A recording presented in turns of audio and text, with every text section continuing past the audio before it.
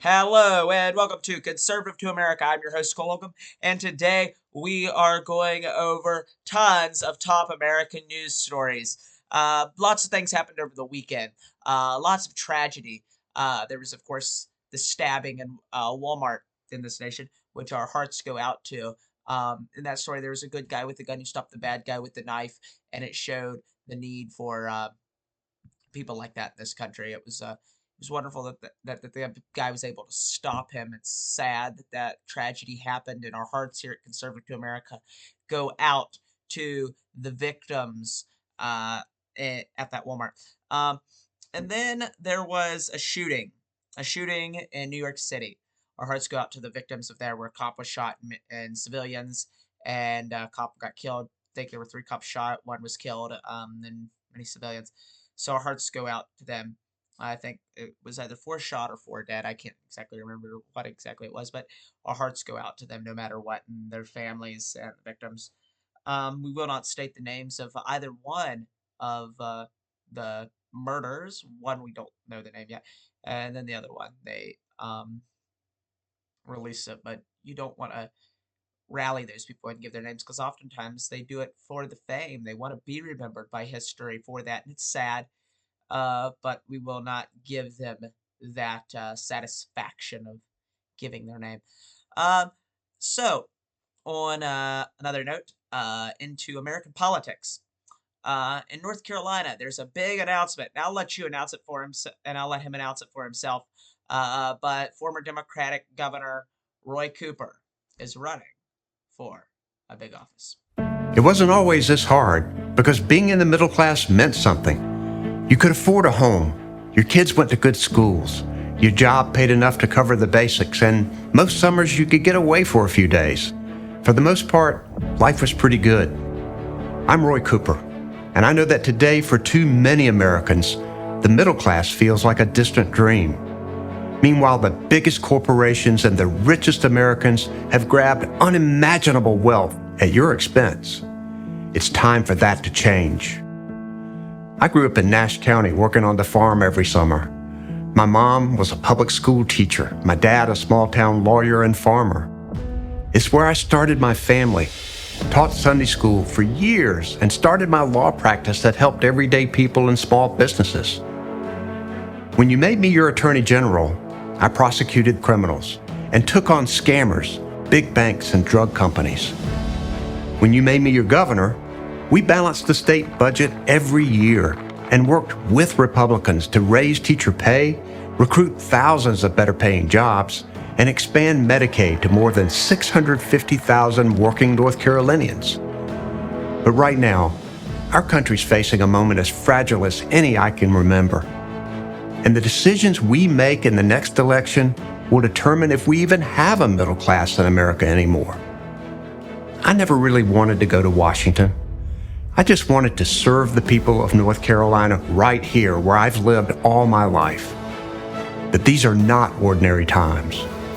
Politicians in D.C. are running up our debt, ripping away our health care, disrespecting our veterans, cutting health for the poor, and even putting Medicare and Social Security at risk just to give tax breaks to billionaires. That's wrong, and I've had enough. I've thought on it and prayed about it, and I've decided I want to serve as your next United States Senator. Because even now, I still believe our best days are ahead of us. I love North Carolina, and I know you do too. I need you to be with us, and I can't wait to see you out there.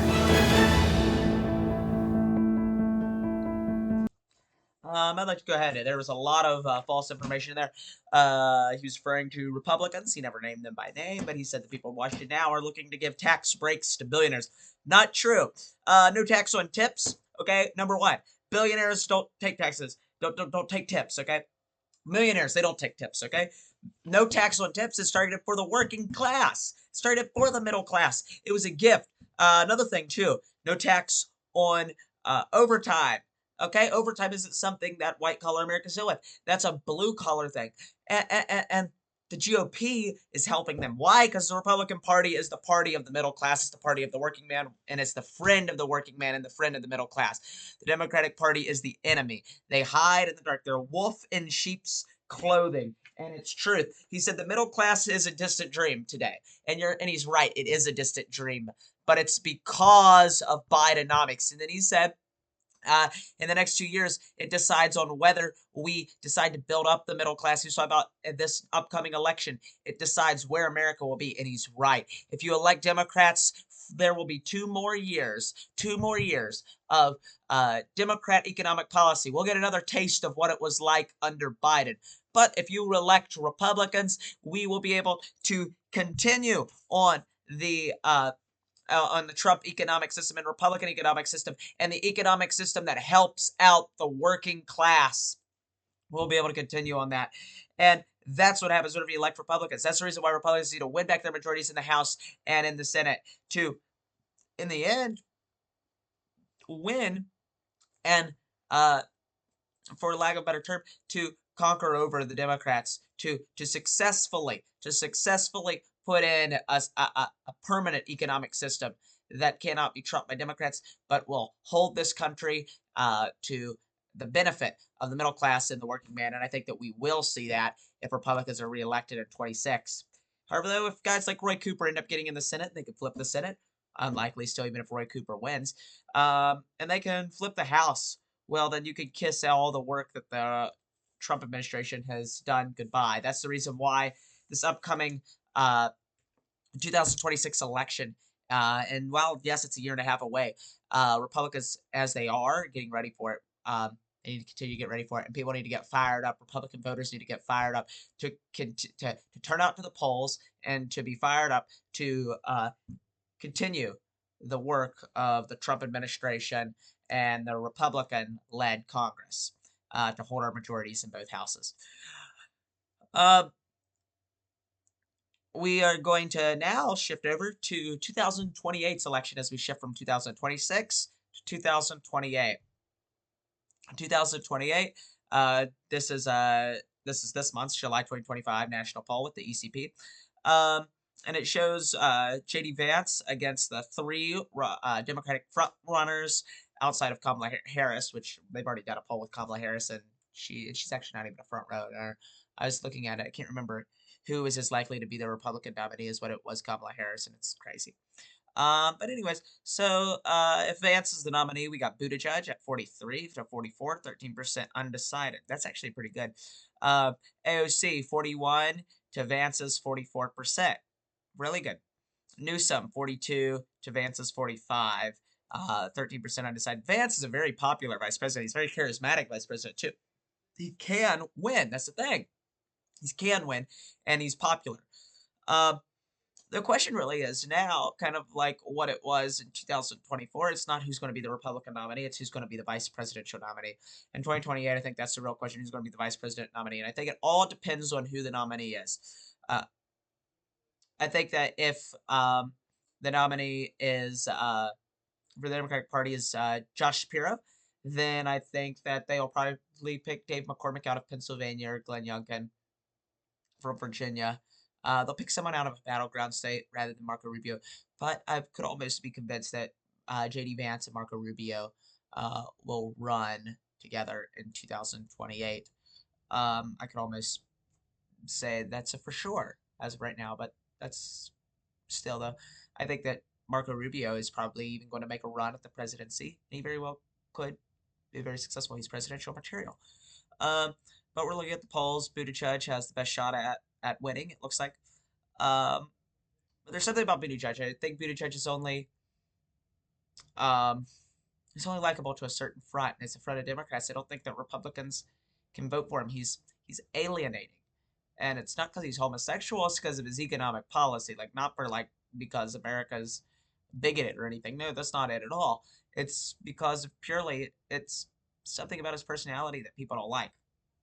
Same thing with AOC. Gavin Newsom. It's weird to say this, but I think that if anybody had a shot, I think it could be Gavin Newsom or Josh Shapiro. Josh Shapiro, I do think Josh Shapiro could seriously beat a Republican nominee and it might be a rough race for the GOP. And that's the reason why I really hope Josh Shapiro, he's probably going to run, but I sure hope he does not win the Democratic nomination, or I hope that he turns out to be a terrible debater. One of those. Um, anyways, uh, but a Republican like Vance, he very well could be and probably will be the nominee. I think he would make a good nominee. His poll numbers right now are good, and he hasn't even announced that he's going to run. I imagine that we'll probably see announcements right after election of 26. I think that maybe December, maybe late November of 26, we probably will start seeing people announce that they're running for president. I think Marco Rubio will probably run. JD Vance. Um, I'm not sure that Donald Trump will endorse anybody uh, until the convention, which actually would probably be smart on his part. Um, but he might endorse somebody, but it'd be hard because he'd have a bunch of people in his cabinet all running. But it's all interesting stuff.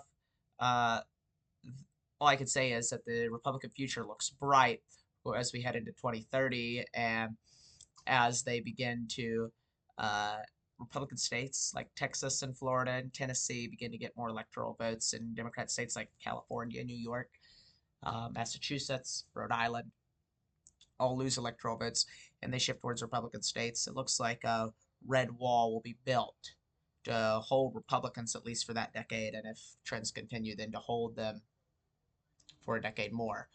Um, the coming American political environment and climate is very unfavorable to Democrats. Democrats will even admit that if they can win in 28, 2030 is going to be scary.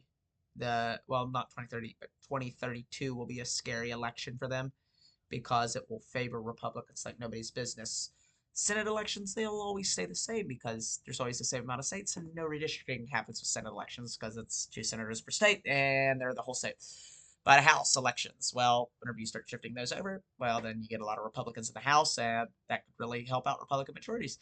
And then you look at the Electoral College. Well, the Electoral College favors Republican presidents to keep Republican presidents in for years and years to come. But with all of this, as I said, the future looks bright for the GOP. You're watching Conservative to America. I'm Holcomb. Thanks for tuning in today. We'll be back again tomorrow with more political news. Thanks. Stay safe.